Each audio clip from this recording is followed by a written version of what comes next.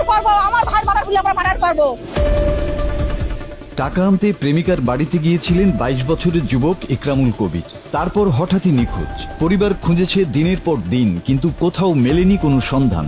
অবশেষে 1 মাস 5 দিন পর বেরিয়ে এলো এমন এক ভয়ঙ্কর সত্য, যা কাঁপিয়ে দিয়েছে পুরো যশোরের শার্শাকে।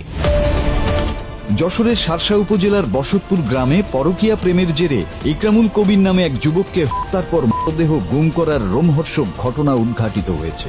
নিখোঁজের 1 মাস 5 দিন পর অভিযুক্ত গৃহবধূর বাড়ির গোয়াল ঘরের মাটির নিচে পুঁতে রাখা অবস্থায় ওই যুবকের মৃতদেহ উদ্ধার করেছে পুলিশ। শনিবার সন্ধ্যা 7টার দিকে এই উদ্ধার কাজ সম্পন্ন হয়। নিহত ইকরামুল কবির উপজেলার পুটখালী ইউনিয়নের দক্ষিণ বারোপোতা গ্রামের আব্দুর রশিদের ছেলে।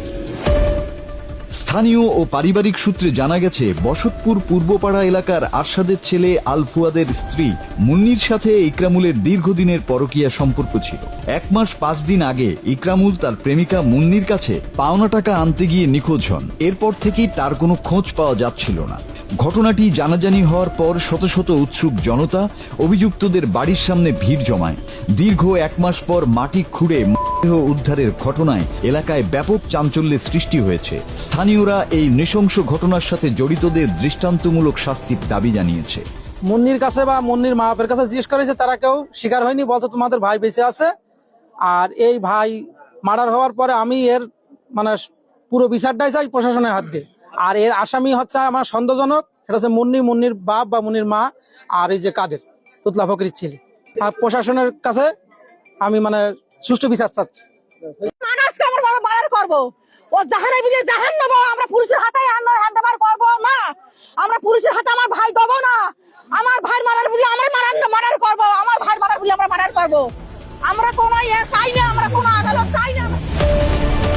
শার্শা থানার অফিসার ইনচার্জ মারুফ হোসেন জানিয়েছে, উদ্ধার করে ময়না তদন্তের জন্য যশোর জেনারেল হাসপাতাল মর্গে পাঠানো হয়েছে। তদন্ত শেষে প্রকৃত রহস্য উদ্ঘাটন করে জড়িতদের বিরুদ্ধে কঠোর আইনগত ব্যবস্থা নেওয়া হবে।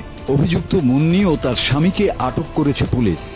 গত 8ই মে আমরা একটা মামলা নিই। এই মামলাটা নেওয়ার পরে আমি আইও হিসাবে এসএস চঞ্চলকে অর্পণ করি। চঞ্চল মামলাটা তদন্তভার গ্রহণ করে সে বিভিন্নভাবে বিভিন্ন আইসিটির মাধ্যমে বিভিন্ন তথ্য প্রমাণ সংগ্রহ করে এবং এই ঘটনার সাথে সংশ্লিষ্ট 4 জনকে অ্যারেস্ট করে এবং মূল আসামি ফরহাদকে জিজ্ঞাসাবাদে ফরহাদ ভিকটিম যে মারা গেছে ডিসিস্ট, তাকে মেরে কোথায় রাখছে জিজ্ঞাসা করলে সে স্বীকার করে যে তাকে মেরে তার বাড়ির রান্নাঘরে মেঝেতে রেখে দিয়েছে। তার বক্তব্য মতে আমরা যাই, ঘটনাস্থলে গিয়ে রান্নাঘরে মেঝে খুঁড়ে ওই ডিসিস্টের লাশ উদ্ধার করি। ডিসিস্টের লাশ মর্গে প্রেরণ করা হচ্ছে, আসামিদের বিজ্ঞ আদালতে প্রেরণ করা হচ্ছে। News desk, Bangla TV.